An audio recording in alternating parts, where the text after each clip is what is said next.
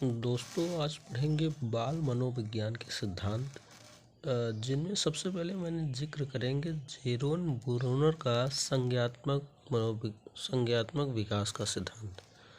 आज ये हमारे होंगे बाल मनोविज्ञान जिन्होंने अपना सिद्धांत दिया है उनका हम जिक्र करेंगे।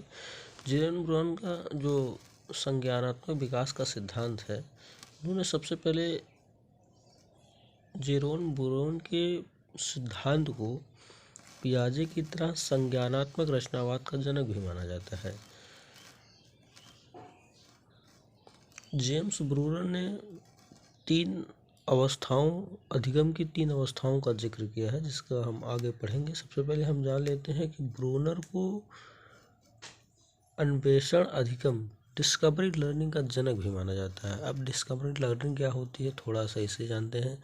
एक्चुअली डिस्कवरी लर्निंग मीनिंग ये होता है कि जैसे कोई छोटा बच्चा जो होता है वो कोई चीज़ करके सीखना चाहता है। जैसे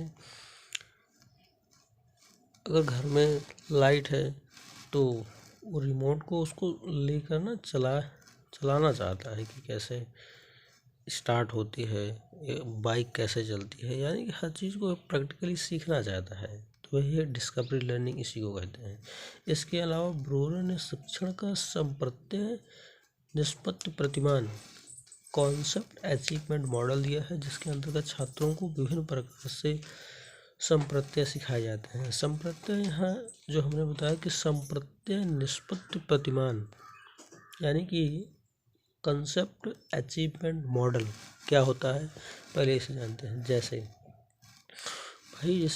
अब बिल्ली म्याऊं म्याऊं करेगी, कुत्ता भौं भौं करता है। ये मतलब किसी वस्तु का वह गुण जो, यानी मान लेते कोई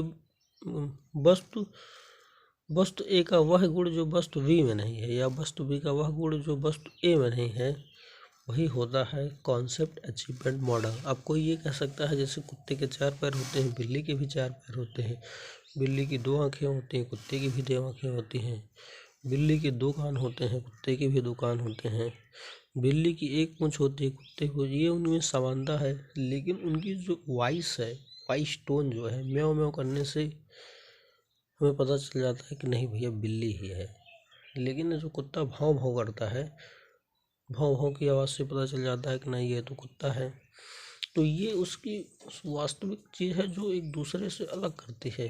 इसी को कहते हैं संप्रत्यय निष्पत्ति प्रतिमान।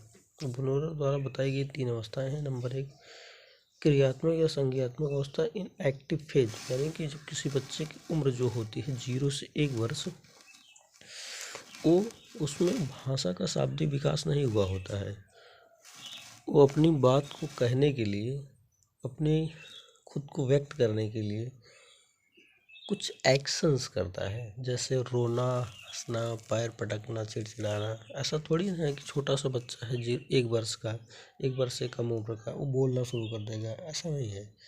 वो क्या करेगा, क्रियाओं के द्वारा, एक्शंस के थ्रू अपने आप को, जैसे भाई जब उसे कोई डरा देते हैं हम, या कोई डरावनी वस्तु उसके सामने ले जाते हैं तो वो डर जाता है, या कोई अच्छी चीज़ उसे दिखाते हैं तो हंसने लगता है। तो ये क्या है, वो इस तरीके से खुद को प्रेजेंट कर रहा है, व्यक्त कर रहा है।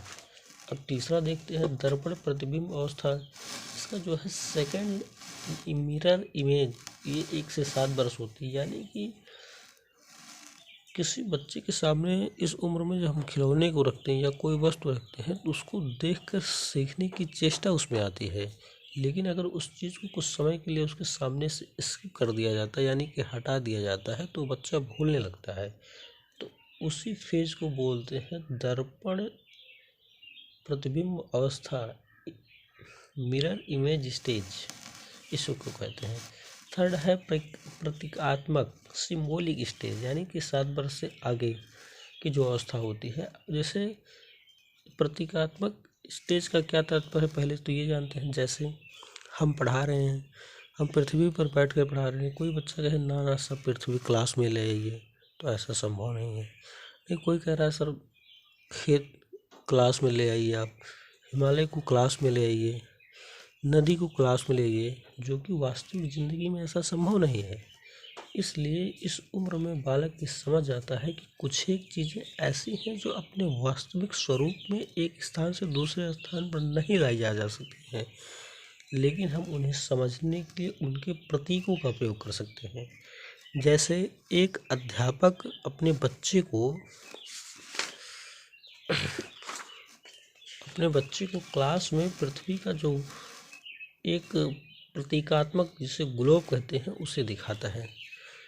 तो ये हो गए तीनों सिद्धांत उनसे। उसने 3 बुक लिखी हैं, जेरोम ब्रोनर साहब की 3 बुकें हैं, जिनमें से फर्स्ट है the culture of education, second है the process of education, third है चाइल्ड टॉक। चलिए दोस्तों।